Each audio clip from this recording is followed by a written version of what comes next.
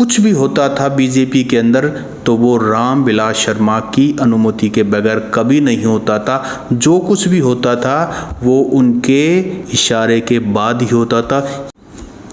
नमस्कार, मेरा नाम है सत्सिंह। हरियाणा फाइल्स में आपका स्वागत है।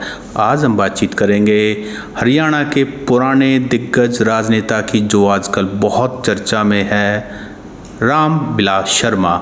5 बार के विधायक, हरियाणा में बीजेपी का बस्ता ढोने वाले, झंडा और डंडा बुलंद करने वाले रामविलास शर्मा। 5 बार भारतीय जनता पार्टी के महेंद्रगढ़ से विधायक रामविलास शर्मा, जो 1990 से लेकर के 2013 तक बीच में काफ़ी टाइम हरियाणा बीजेपी के प्रदेश अध्यक्ष भी रहे। उनका नाम रामविलास शर्मा। रामविलास शर्मा क्यों चर्चा में है, आप में से कुछ जानते होंगे, लेकिन उनके बारे में मैं आपको बताऊं। रामविलास शर्मा हरियाणा बीजेपी में एक ऐसे इंसान हैं, कुछ भी होता था बीजेपी के अंदर तो वो रामविलास शर्मा की अनुमति के बगैर कभी नहीं होता था। जो कुछ भी होता था वो उनके इशारे के बाद ही होता था। यहाँ तक भी 2014 में जब भारतीय जनता पार्टी ने हरियाणा में पहली बार सरकार बनाई तो रामविलास शर्मा ने 47 टिकटों में बांटने के लिए जो सबसे बड़ा हाथ था, जो सबसे बड़ी सूझबूझ और जिनकी सबसे बड़ी सलाह ले गई, वो रामविलास शर्मा थे। और 2014 में वो जीते और जीतने के बाद वो कैबिनेट मंत्री बने, बड़े पावरफुल मिनिस्टर थे। लेकिन 2019 में वो चुनाव कांग्रेस पार्टी के राव दान सिंह से हार जाते हैं। रामविलास शर्मा अब न्यूज़ में क्यों है? रामविलास शर्मा को टिकट भारतीय जनता पार्टी ने महेंद्रगढ़ सीट की अभी तक घोषणा नहीं की गई है, और जबकि 12 तारीख आखिरी तारीख है नॉमिनेशन की। रामविलास शर्मा के साथ हरियाणा में कहावत है, भाई बूंदी बन गई।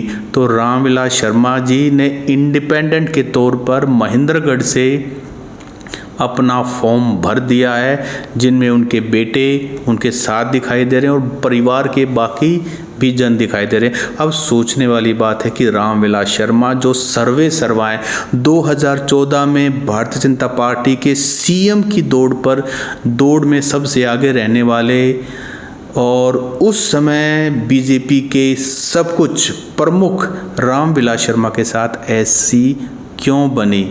बहुत सारी बातें कही जा रही है। एक तो ये कहा जा रहा है कि उनकी उन लोगों से नज़दीकियां हैं जिनको मनोहर लाल खट्टर पसंद नहीं करते।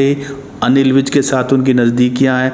राव इंद्रजीत अहिरवाल के कितने बड़े नेता, उनके साथ उनकी नज़दीकियां हैं। जब बात आती है राव इंद्रजीत को मुख्यमंत्री बनाने की तो रामविलास शर्मा जी बोलते हैं। अनिल विज जिनकी खट्टर साहब से नहीं बनती, रामविलास शर्मा उनकी पैरवी करते हैं।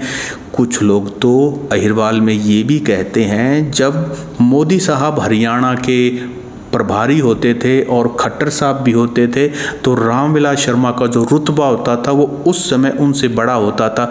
उस समय से खट्टर साहब से उनकी नहीं बनती।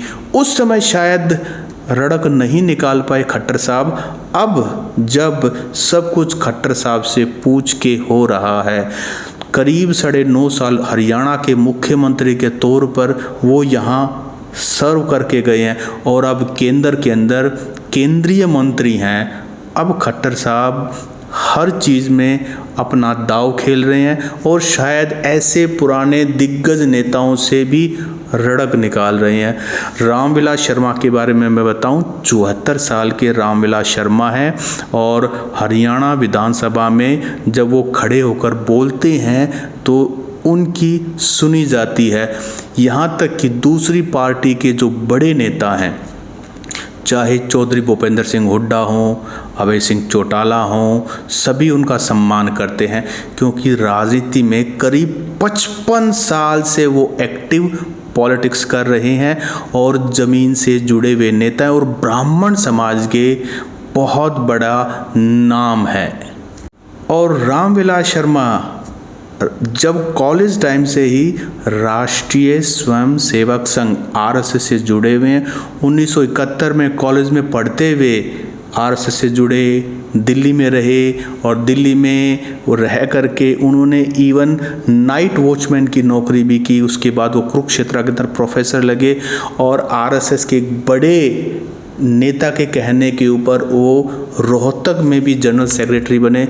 तो रामविलास शर्मा आरएसएस में भी बहुत लंबे समय तक रहे, राजनीति में भी बड़े लंबे समय तक रहे, लेकिन जीवन के आखिरी पड़ाव में जब वो 74 साल के हो गए ऐसी बनेगी ये कभी किसी ने नहीं सोचा था। नमस्कार।